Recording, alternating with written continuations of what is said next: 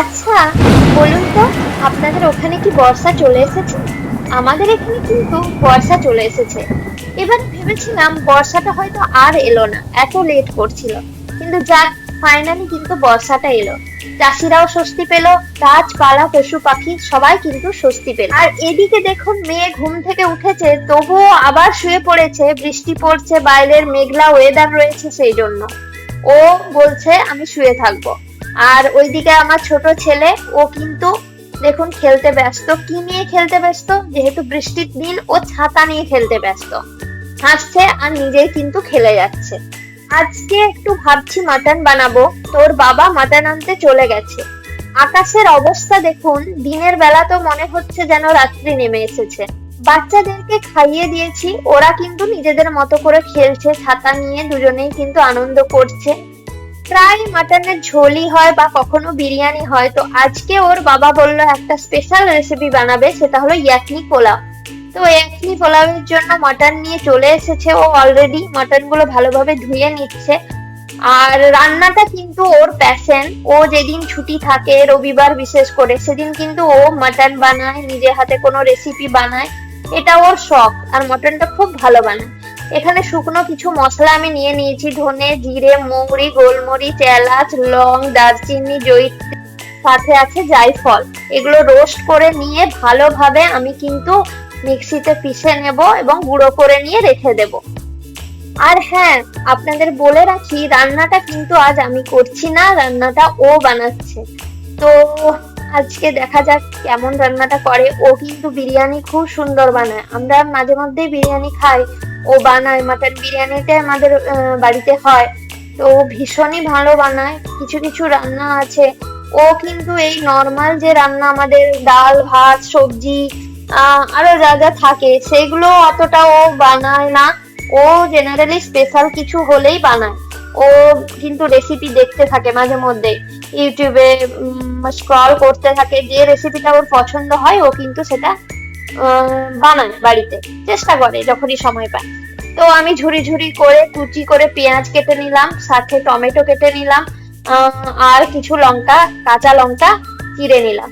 আর মশলাটা এখানে গুঁড়ো করে নিচ্ছি, মিক্সিতে ভালোভাবে গুঁড়ো করে নিয়ে আমি আলাদাভাবে রেখে দেব।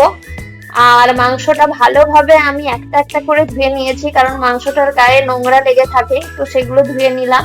একটা প্রেসার কুকার নিয়েছি এবং মাংসটা সেদ্ধ হতে দেবো।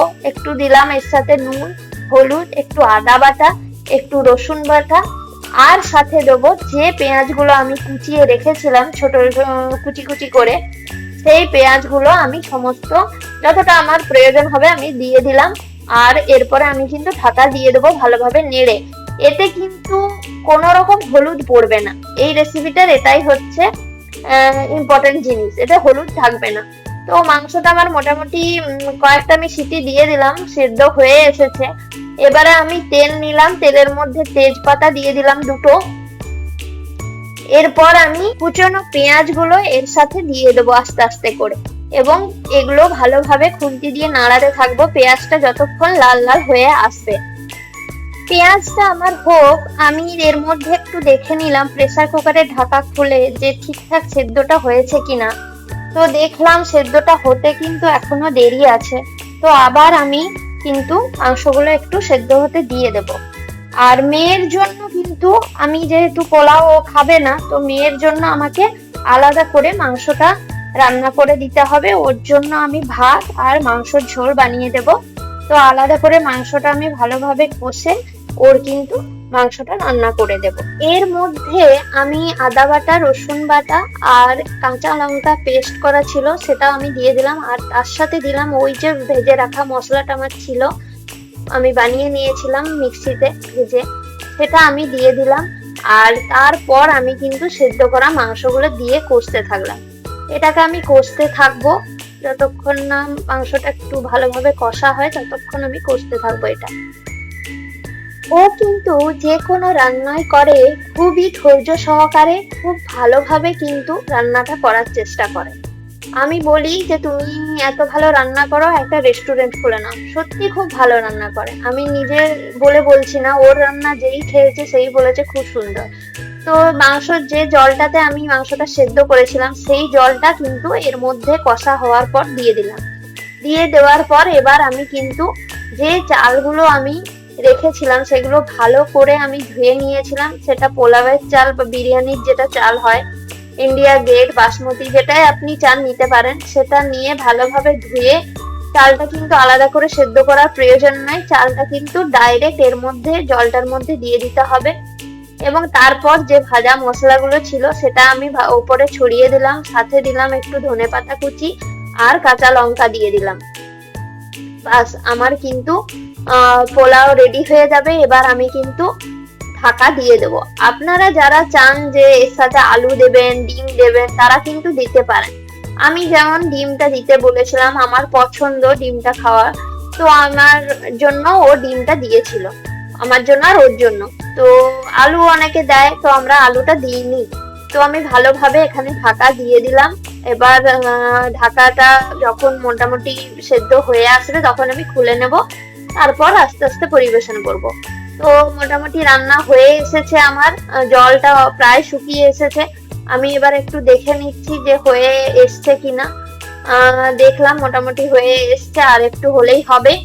এবার আমি পেঁয়াজ ভেজে রেখেছিলাম বেরেস্তা করার জন্য, সেই বেরেস্তার মতো পেঁয়াজগুলো একদমই ভাজা কড়কড়ে নয়, এটা জাস্ট একটু হালকা করে ভাজা, সেই পেঁয়াজগুলো আমি ওপরে ছড়িয়ে দিলাম এবং সাথে একটু ঘি দিয়ে দিলাম। তারপর আমি আবার এটাকে ঢেকে দেব, আরো কিছুক্ষণ রেখে আমি এটাকে পরিবেশন করব। দেখুন আমার কিন্তু ইয়াখনি পোলাও রেডি হয়ে গেছে। আর দেখুন কি সুন্দর ঝুরঝুরে কিন্তু পোলাওটা হয়েছে, খুব সুন্দর হয়েছে। এটা দেখতে তো সুন্দর হয়েইছে, আর আমি যখন খেয়ে দেখলাম তখন কিন্তু জাস্ট দারুণ হয়েছে। কারণ ইয়াখনি পোলাও এর আগে আমি কিন্তু খাইনি, তো আমি ফার্স্ট টাইম খেলাম, আমার ভীষণই ভালো লেগেছে। ওকে বলেছি নেক্সট টাইম আবার করবে।